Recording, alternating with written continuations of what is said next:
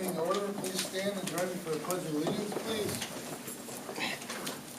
Pledge allegiance to the flag of the United States of America and to the republic for which it stands, one nation, under God, indivisible, with liberty and justice for all. Thank you very much. Thank you all for being here. We had a nice crowd tonight. We need to make one correction to the agenda. Just a matter of an adjustment, really. We're going to do the library discussion first up, and then we'll get, because some of the folks at the library have a time constraint, so we're going to discuss that first, and then we'll get into the rest of the agenda after that. Before we do that, we always have a 15-minute public comment period at the beginning and end of each meeting. We ask that you, if you want to speak, you can address the board pretty much in any matter. We ask that you stand and state your name and address for the record. And we ask you to limit your comments to 3 minutes, and that you speak one time in the 15-minute period. So that said, anyone from the public or press, public, I should say, that would like to address the board. Yes, sir. So if I got time to go over this building on 626 County Route 42, this addition of my garage that I've been waiting for this board to meet. We can. I have no problem with discussing it, John. It's a matter, of course, what's the best time. I don't want to limit you to 3 minutes because it's probably going to take more than that. So, yeah, well, yeah. If nobody has an objection, we would add it to the agenda, and we'll do it early on, so you have to stick around for the whole meeting. Okay? Okay. Yes, sir. How to speak. Okay. Just again, rise, state your name and address, please. My name is Donald Hustig. I represent Cancer Action New York. Well, our group has been traveling around to the town board meetings in St. Lawrence County for quite a number of years now, and the most recent success we've had has been really good. We started early in 2013. We went to the DeKalb Town Board, then to the Oswegatchie Town Board, and the Russell Town Board, and Lisbon and Colton. And all 5 of those town boards now, DeKalb, Russell, Oswegatchie, Lisbon, and Colton, they've all placed information on these persistent organic pollutants that I'm trying to get other town boards to deal with. That's been really satisfying. The information they put up there, it's the best information that's available. It's from the World Health Organization. It's a report titled Persistent Organic Pollutants Impact on Child Health. And it's very tight. It's about 50-some pages. Every one of you could have read it. If you're interested in this, you could have read that report very readily. These other people read it. Larry Denisha, he's the town board supervisor in DeKalb. He said it. He said it all. He said the people have the right to know what the scientists know about PCBs and these other chemicals, these persistent organic pollutants. And we have the responsibility, we have the obligation to provide the people with that information. Because I've made it very clear to them, all those town boards, I've made it very clear to this town board on past occasions, I'm just going to keep making that clear, that the reason the Centers for Disease Control and Prevention, the FDA and the EPA, these big governmental public health entities, New York State Department of Health, the reason that none of those governmental public health entities are providing this information to the residents of St. Lawrence County, or any place in the U.S., the reason they're not doing that is simple. It's because the corporations that use those chemicals carelessly do not want the public knowing these scientific facts about the cancer, the diabetes, and the heart disease, the ADHD, the reproductive problems, the immune system problems, and the cognitive problems, all those problems caused by PCBs and dioxins and flame retardants, these persistent organic pollutants. And all we're asking you guys to do is do what the other towns have done, put the World Health Organization report, Persistent Organic Pollutants Impact on Child Health, up on your website, and put another report up there. Its title is The State of the Science of Endocrine Disrupting Chemicals, because the POPs are the major class of endocrine disrupting chemicals. There's been so much exposure to EDCs, these endocrine disrupting chemicals up here, with the fluoride over the long past, the PCBs over the long past, the St. Lawrence River right up there, just to the north of the village. All the toxic chemicals in that river over these many decades, the PCBs, the Myrex, the toxaphene, the DDT, the dioxin, flame retardants. Now, these chemicals are part of people's lives. And Joe was saying to me, we had a nice discussion before the meeting. Joe was saying to me, and I've heard this before, that the PCBs, they've been cleaned up. Well, they haven't. That doesn't mean they're not part of people's life. People were exposed to these chemicals long before they're cleaned up. During all the period of time those chemicals have been present here, the people have been accumulating body burdens of those chemicals, and to fail to tell them now that they can avoid exposure to those same chemicals but it's not eating animal fat to the extent that they just, just like animal fat. People should be told that PCBs that they've been exposed to by both eating fish from that St. Lawrence River, working in Alcoa, working at GM, working at Reynolds, and breathing around here, where these PCBs become part of the air on hot days like this, summertime, it's hot enough to evaporate the PCBs. You can look any place in the scientific literature and see that the WHO now considers respiratory exposure to be a major part of disease causation of PCBs. And so we're just asking you guys to help tell the people about this problem when the other parts of government, the parts of the government that we can't get to because we're not down in Washington and we're not even down in Albany all that much. They just ignore this. They just feel that it's politically comfortable, that it's, feels good to be able to party with the rich guys, and the big corporations just keep playing this game the way they used to play it by avoiding this subject. And we believe that the grassroots government is the way to bring change, and that once the grassroots government starts putting this information out for people, the bigger dogs in the governmental public health entities will realize that the time has come for them to start doing that too. Thank you. Thank you. Anyone else? Okay, thank you very much. We will proceed with the agenda. As I said, the first up will be discussion of the Brazier Falls grants to the Massena Public Library. You may have seen the article in the paper last week about this discussion. I asked folks from the library to come tonight to kind of update us, I guess, on where things are at and give us a better idea. Although the liaisons do attend the board meetings when they're able, the library board meetings, it gives us a better idea, I guess, of where we're headed and what the impact, potential impact would be on the Massena Library if this goes forward. So who wants to start? Sure. Okay. Well, thank you for asking us to be here this evening.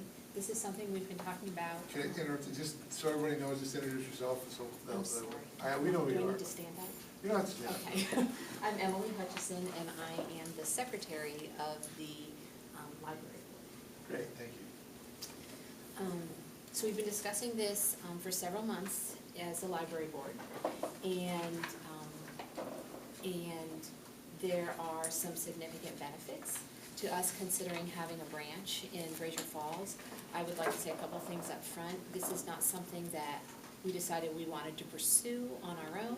We were approached by some community members that there had been a survey done in Brazier Falls, and that even though it wasn't part of the survey, people self-identified that they had a great interest in having library services in Brazier itself.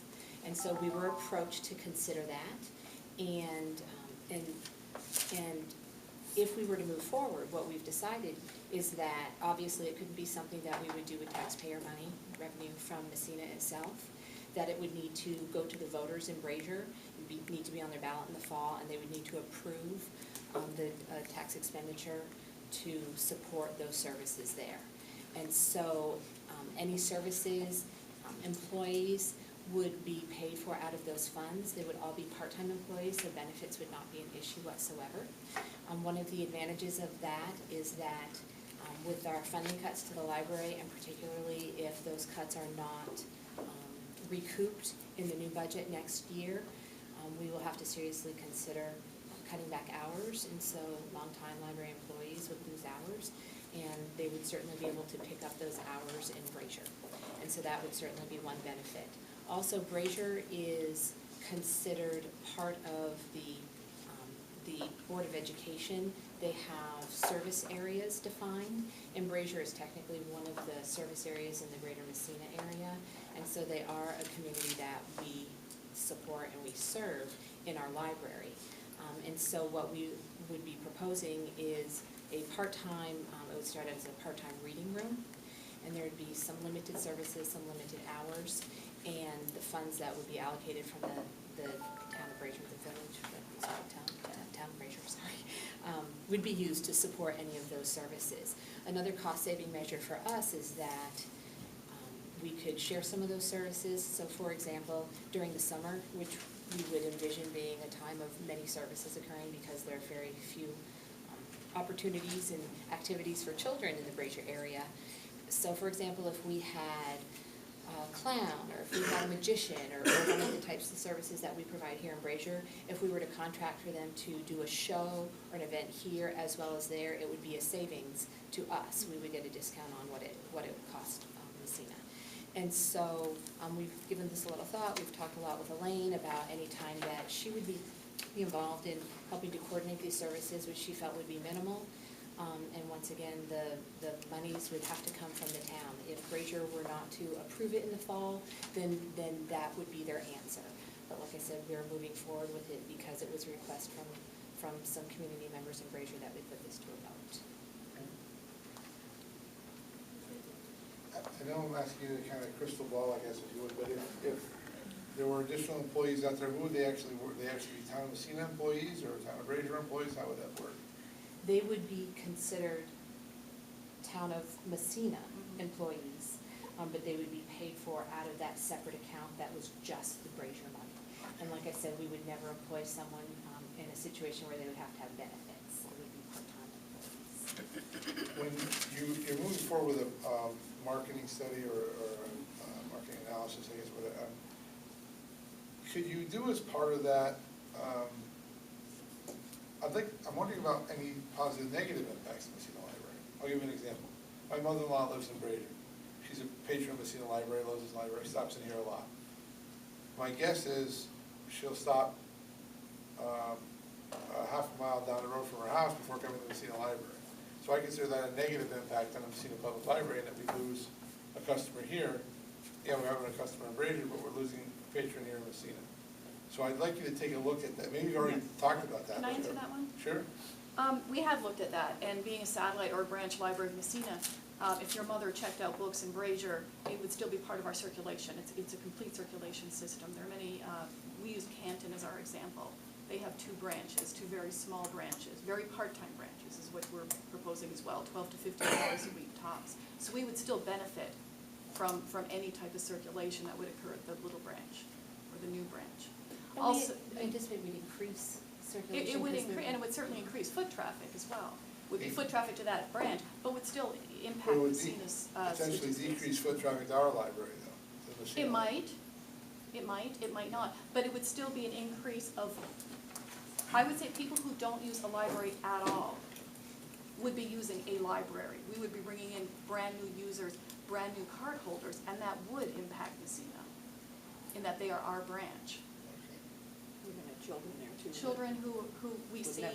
we have all of 2nd grade from Brazier, they just came through last week, we had 80 children. I always ask the same question, how many of you have ever been in a library, besides your school library, before? Maybe a quarter put up their hand? I think they would directly impact those members of the community that may not have a car or may not have the ability to come to Massena. So they would not have the services that a person from Brazier, my guess would be, would come down, check out a book, check out a CDs, check out a video or whatever, and then go back to Brazier. They would have no services other than that lending library in Brazier. No, in other words, no children's reading hour and no. They would, we are They planning would. that they would. Our plan is that they would have, first of all, a bank of computers, say 4 public access computers. There aren't any at all in Brazier now. And when you're looking at people applying for jobs, everything is online. So this would be a definite plus to the community.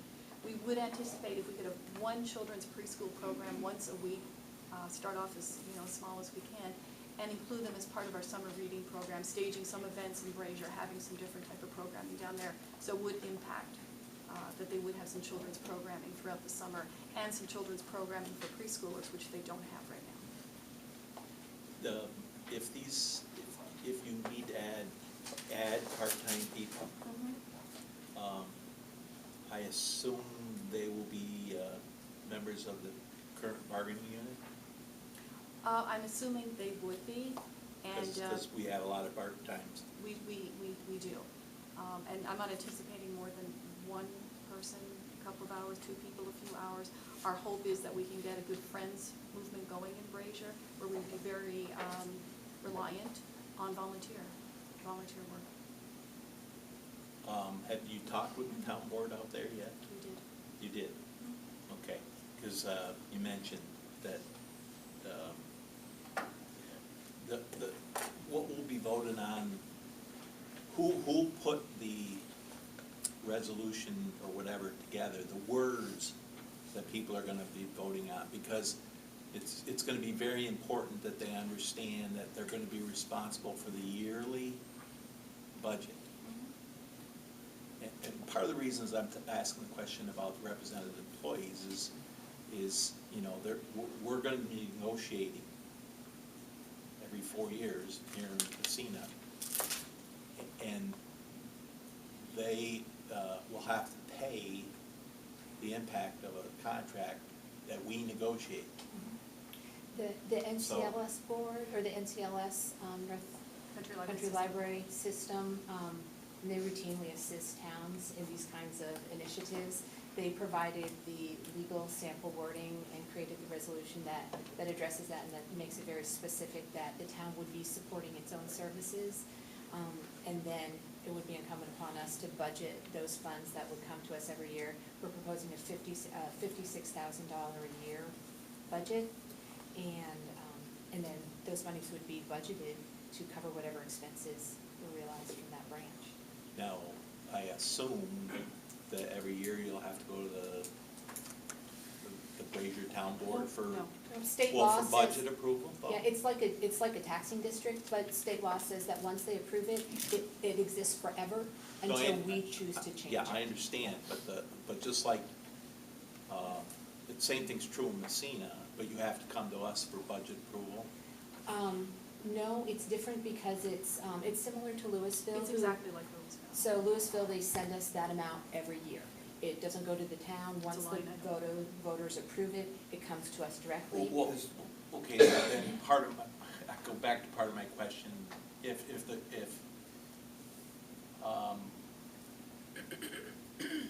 If employee costs go up, for instance, during contract negotiations, that means your total costs are probably gonna go up, or you're not gonna be able to provide the same services, That's true. same problem we've been impacted with for a lot of things. So if you're only approving a set dollar amount that never changes, you're not gonna be able to, probably not gonna be able to keep the same level of service every year. Well, and that's Unless something, you ask for more money, and who approves that? the library, the board of trustees of the library has the legal authority to go back and ask for more money if we so choose. But- Ask for more money. Okay, so you set up the So- $56,000, right? 3 years down the line, you now have a budget that's $75,000, just out of the blue, I'm gonna throw some numbers out there. The town board of Brazier says, we're not gonna give you the $75,000. It's not the town board's decision, it's a voter decision on the ballot. So you'd have to put it back on To the the We ballot. have to put it back on the ballot, yes. We Oh, wouldn't put okay, it- that's exactly Anytime you would have to Okay. increase We your would have- dollar amount, you'd yes, have to we put it have back put on the it ballot. Okay. Yeah. But the initial amount remains the same. They can't- Unless they- we choose. Unless you Unless we ask for another Unless vote. we ask for an additional vote, yes. Okay. And of course, some of that $56,000 is first-year startup expenses. And so in subsequent years, some of those, I don't know, so I don't have it in front of me, $25,000 odd startup expenses, that would be rolled into programming. And we would just have to be very conservative, realizing that, like you said, over time, book expenses might increase, Well, you staffing never- expenses you never might know. Your increase. heat, lights, And it would all that implicate, stuff and it would goes implicate up, the hours you that know, the so- branch is open. And if the people of Brazier want to be open more hours, it will cost them more and they will vote on it. They would have to vote. It would be up to them. It So would I be assume directly up that to the if people. all this went by this time every year, you'd have to make a decision whether you have to go back to the voters to increase your money, your budget amount, is that correct? To get it on the ballot? Right. Yeah, We it would, but could. we wouldn't anticipate doing that. No, I'm just every saying, year. that this is But the yes, we time. would have to make a decision about this time, because we'd have to get the required number of votes to get it on a resolution. So it'd be almost like a You school didn't budget. vote. anticipate, Yeah, it's you said, exactly. you don't anticipate it happening yearly, that No, could no, be no, cumbersome. no. Right, exactly. Trying to get it. If we you felt know. like this was going to be a yearly process, then we probably would not have, or we may have felt differently about moving Might have. forward. But I would also like to address one of the questions that you had, Joe, the money for the consultant to basically do the marketing campaign, all of that.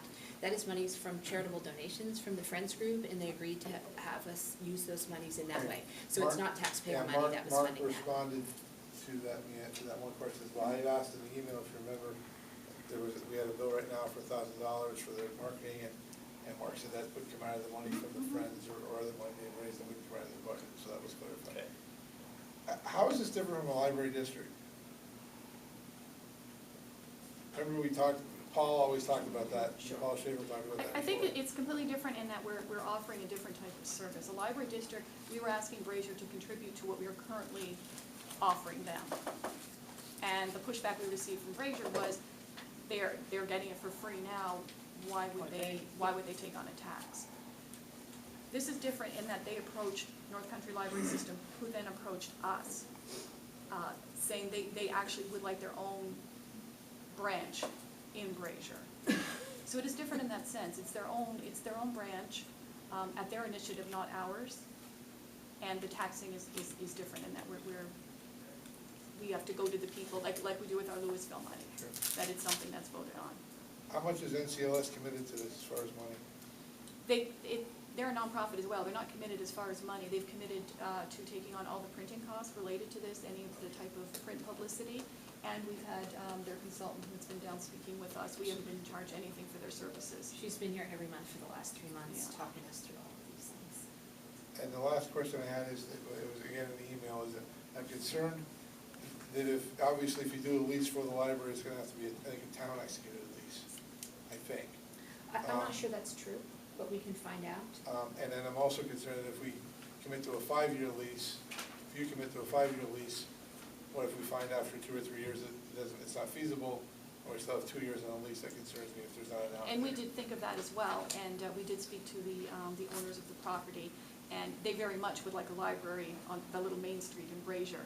They think it's good for local business, and it's good for the community. And it needs to be filled.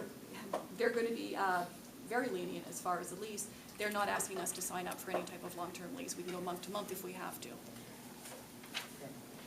Yeah, I think trial, if you get a 30-day release, you'd be good on the lease. Well, I think a library is a very good tenant, and I think they'd be very Well, happy. I'm just to have saying, so one. you've got good flexibility. You guys have got good flexibility. Ask them that, You know. right, say, can we get a lease with a 30-day opt-out period or whatever, 30-day notice? You could be in there 18 months, and then things just aren't what they should be, and you get 30 days to get out. And they understand that, obviously, that we can't, that we can't execute a lease with them, whether it's the library or the town, without the voters having approved, obviously. And so we wouldn't even go down that road. Do you have anybody that's gonna help you, I assume, it sounds like you've got somebody that's offered a building. A space, yes. Space.